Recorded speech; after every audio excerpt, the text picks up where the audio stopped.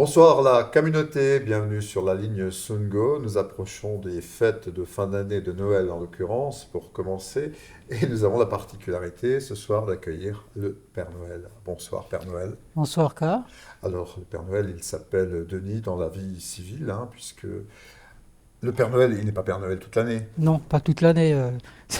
Durant le mois de... Enfin, je commence à préparer le traîneau à partir du mois de septembre. Et officiellement, je commence fin novembre, en fonction des marchés. Un marché là, ça commence le marché de l'Avent, dernier week-end de novembre. Et après, je tourne tout le mois de décembre pour les enfants. Alors c'est vrai que l'âge du Père Noël on ne le connaît pas. Vous êtes un homme d'industrie, vous êtes dans la vie civile, chargé des méthodes. Qu'est-ce que vous faites exactement? Oui, c'est exactement ça. Je travaille dans un grand groupe. Alors, je ne sais pas si on peut dire les noms. Je Oui. travaille pour le groupe Eiffage. Donc, je suis dans Eiffage Energy System Clemcy. Et je suis dans le service ASTGP. Donc, c'est un service qui est spécialisé dans tout ce qui est aéronautique, transport et grands projets. Et on travaille en grande partie pour des nouveaux clients tels que le CE Adam. Donc, je ne peux pas trop parler, comme c'est des projets à diffusion restreinte.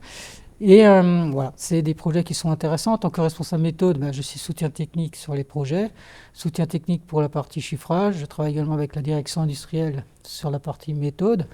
Suivi des veilles technologiques, que ce soit les outils, que ce soit les normes. Donc voilà, plein de choses, pas mal de projets qui sont en cours, qui sont intéressants, qui sont toujours nouveaux et qui attirent, quoi, qui sont intéressants. Il y a des années-lumière finalement de ce concept Père Noël Oui, qui est... c'est venu déjà, j'ai fait le permis moto assez tard, donc en 2019. Parce que vous êtes un Père Noël à moto. Je suis un Père Noël à moto, effectivement. L'idée m'est venue à partir des années 2021. C'était à la sortie du Covid. Je trouvais qu'à cette période, en décembre, les gens ils étaient un peu tristes, c'est normal. Après ce qu'on a connu, surtout également à Mulhouse, souvenir des ambulances, souvenir des hélicoptères qui tournaient. Le Covid a quand même fait pas mal de dégâts sur Mulhouse. Voilà. Donc les gens, ils étaient un peu tristes, c'était pas la magie de Noël. Et j'ai essayé d'apporter quelque chose à ma manière, alors loin de ce que vous voyez aujourd'hui à l'écran, c'est simplement il y avait des peluches à l'arrière. Et puis j'étais habillé en Père Noël et j'avais simplement le casque noir avec une barbe. Et alors, vous avez commencé où? J'ai commencé sur Mulhouse, naïvement. J'ai commencé comme ça à Mulhouse, j'ai tourné dans les rues. Je tournais dans les rues également de Morchulaire où il y avait les commerçants. Donc je passais chez les commerçants, je donnais des petits bonbons qui sont ici. Je donnais ça aussi aux enfants. Et puis dans la dernière semaine de décembre, voilà, je commençais à distribuer aux enfants qui sont trop jeunes pour manger du chocolat des petites peluches. Comme ça laisse un petit souvenir, quoi. Et Votre, ça, votre premier contact avec, je sais pas, un passant? le premier contact, c'était assez surprenant parce que bon, j'étais un peu timide aussi. Je me suis dit comment ça allait se passer. Un peu inquiet aussi. Vous allez un peu dans une rue où c'est un peu surprenant de voir toutes ces personnes qui sont également surprises de voir un Père Noël. Et en fin de compte, non, ça s'est très bien passé. Un très bon accueil de la part des commerçants aussi, de la part de la police aussi, qui faisait des petits clins d'œil, des petits gestes sympas. Je sais que la première année, en 2021, ils s'arrêtaient même avec la fourgonnette. Ils demandaient si tout se passait bien, si tout allait bien. Donc c'était vraiment amical et on se rendait compte qu'effectivement, on avait besoin de quelque chose, d'un supplément par rapport à ce qu'on avait vécu. Et qu'aujourd'hui, les actualités sont encore assez tristes. Donc voilà, c'est apporter un peu de magie de Noël. Et surtout penser aussi à nos enfants, tous les enfants, qui, voilà, quand on voit les yeux des enfants qui vous regardent, qui sourient, qui sont étonnés et qui viennent vers vous, qui vous servent très fort dans les bras, et disent moi je veux rester avec toi, je ne veux pas partir, qui vous donnent des dessins, qui vous donnent des lettres, c'est surprenant.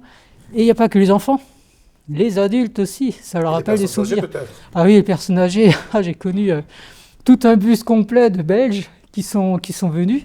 Et chacun voulait faire une photo individuelle avec le Père Noël et avoir son petit chocolat. Et les enfants, ils attendaient à côté. Et j'avais beau leur expliquer, mais bon, je crois qu'ils avaient aussi une consommation de vin chaud. Donc voilà, j'ai dû attendre qu'ils passent. C'était assez émouvant aussi. Bon, c'est vrai qu'à Mulhouse, il y a quand même pas mal de touristes. Il y avait des Italiens, il y avait des Portugais, ouais, il y avait pas mal de touristes, des Hollandais, des Allemands. Donc voilà, ça, c'est un marché qui est intéressant, qui attire, qui a quand même du monde. Et ce qui est intéressant, c'est que c'est dans le marché, mais je ne viens pas dans le marché avec la moto. Je fais que la rue du Sauvage et les rues alentours. C'est dans le marché, les rues sont espacées, donc les gens peuvent mieux se promener. Et après, les enfants, voilà, ils ont pris l'habitude et ils vont vers le Père Noël. Et des fois, il y en a qui racontent. Alors, vous évoquiez justement 2021, une année Oui, Covid encore, il y avait encore le masque. Alors, la question, vous avez porté le masque aussi en tant que Père Noël? avec la barbe, oui. Ouais. Avec la barbe, oui, automatiquement. Mais voilà, j'étais protégé. Non, en 2021, en décembre, je crois plus qu'on avait les masques dans la rue. C'est J'ai déjà plus. tellement loin. C'est déjà tellement loin. Je n'ai pas souvenir que les gens étaient automatiquement avec le masque. Alors oui, il y en avait certains, mais j'ai pas souvenir que tout le monde avait le masque, quoi. Beaucoup d'émotions, donc est-ce qu'il y a des gens qui ont pleuré en votre compagnie? Oui, il y a des gens qui ont pleuré. J'ai connu l'année dernière une histoire assez émouvante. Et il y avait une petite fille qui est venue, qui était toute seule, qui venait vers moi, et elle m'a serré très fort. Et alors j'ai dit, mais papa et maman, ils sont où? Et elle m'a montré au loin deux dames, deux femmes qui étaient avec des poussettes. Et ces femmes sont venues. Et puis je dis, ah, elle est mignonne, elle est gentille, la petite. Vous voulez faire une photo de famille en groupe?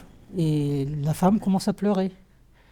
Et je ne comprenais pas ce qui se passe. Et la petite, elle me dit, mais oui, on est ukrainiens. C'était une famille ukrainienne. Alors j'ai dit, mais ah oui, les papas sont au pays, quoi.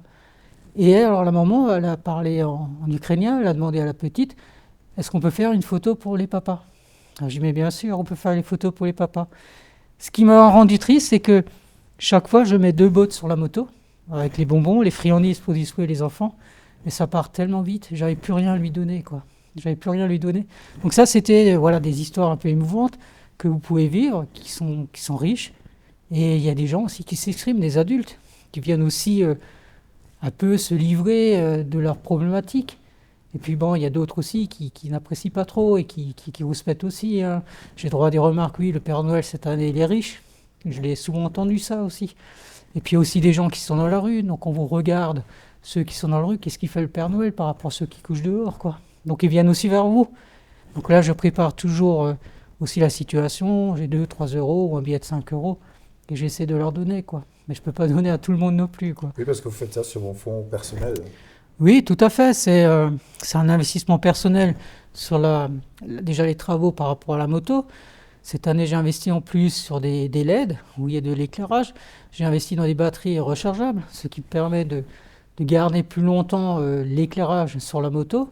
Et j'ai des bandes LED rouges j'aime bien le rouge et blanc, costume du Père Noël qui vont bien avec la moto. Donc j'ai vraiment accentué sur des LED rouges parce que le blanc il éclaire de trop, ça flash de trop. Et j'ai eu des remarques aussi par rapport à la moto que la lumière, si je laisse la lumière, ça peut éblouir. Donc maintenant j'ai pris l'habitude, je la pousse avec les pieds, sans contact et sans lumière. Alors, votre moto, Mhm.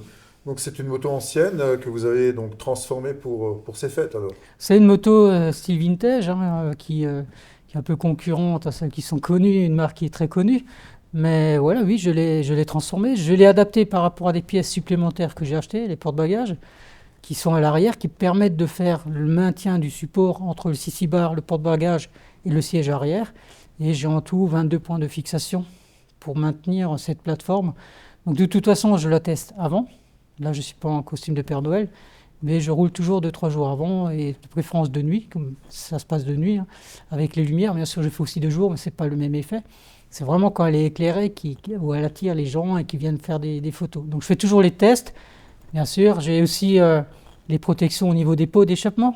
Donc je mets des rubans thermiques pour être certain qu'il n'y a pas de problème à ce niveau-là. Les angles sont arrondis. Si jamais les enfants s'approchent, voilà, ils ne se blessent pas.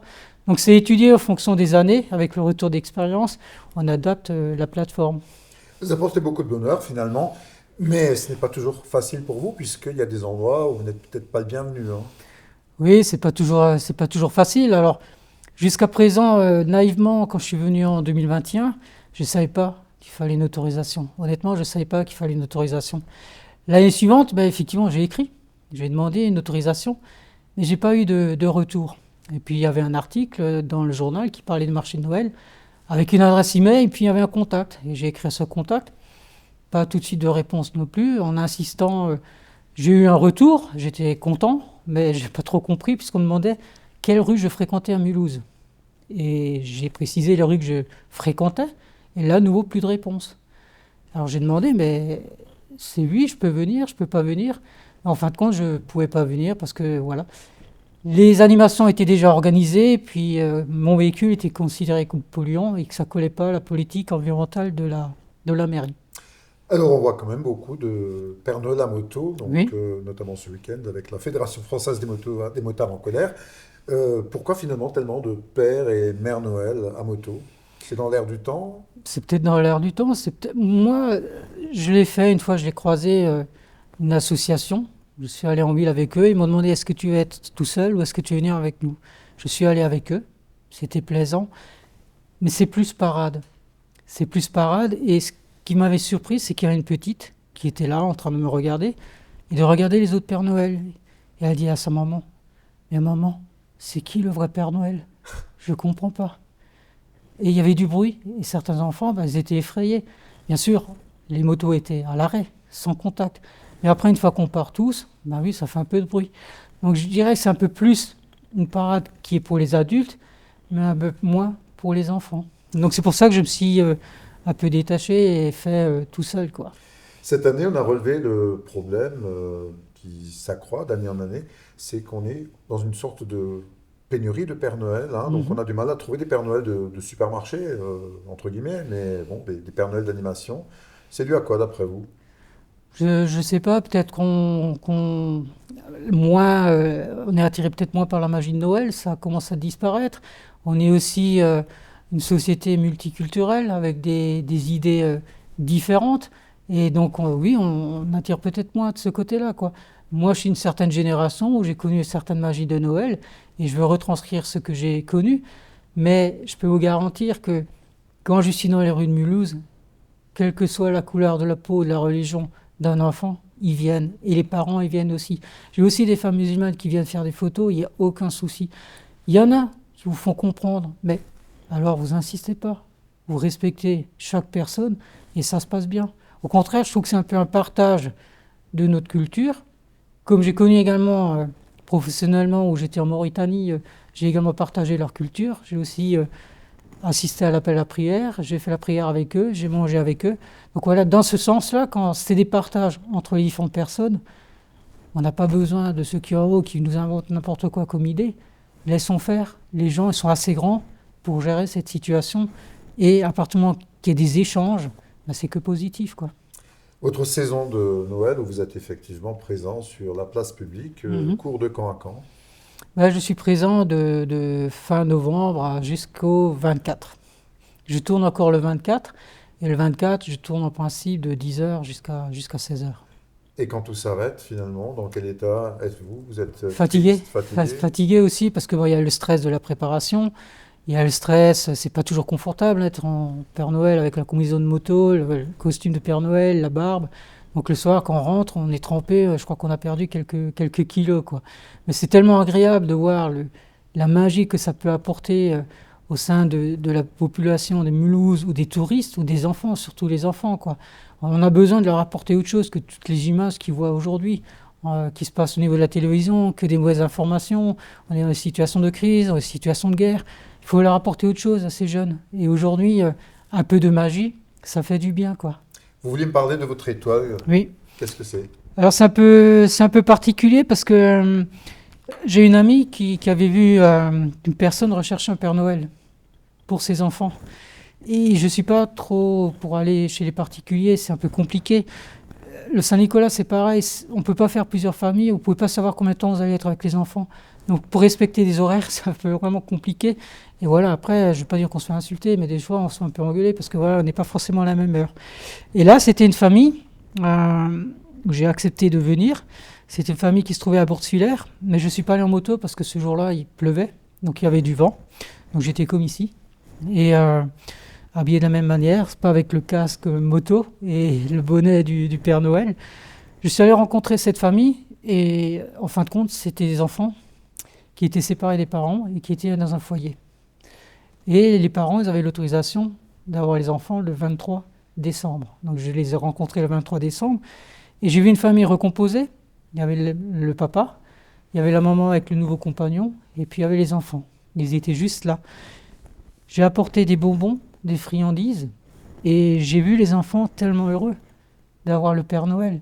Et j'ai vu une famille qui donnait des cadeaux, mais c'était des cadeaux basiques. simple. L'enfant était tellement heureux de déchirer le papier, de découvrir ce qui était à l'intérieur, qu'il était tout sourire, quoi. Et la famille, pour me remercier, m'a offert une étoile et une petite boîte de chocolat, quoi. Et celui-là, depuis ce moment, je garde toujours cette étoile, parce que c'est un très bon souvenir. Et j'ai dit, mais écoutez, moi je ne comprends pas ce qui s'est passé. Si vous voulez, je peux écrire une lettre, je peux exprimer ce que j'ai vu. Vous êtes quand même des bons parents. Vous avez quand même, pas du fait qu'ils ont contacté le Père Noël, mais ils sont quand même occupés des enfants. C'était bien. Elle a dit, non, ce qu'il faut, c'est simplement que je trouve un travail. Et à ce moment-là, quand j'aurai mon travail, je pourrai récupérer les enfants. On arrive quasiment au bout de cette interview, cher Père Noël. Quel a été peut-être votre plus beau Noël?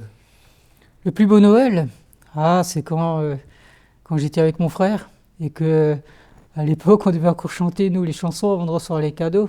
Mais il y avait un respect aussi de ce côté-là, de respect de la famille. C'était des regroupements familiaux, il y avait tous les enfants de la famille.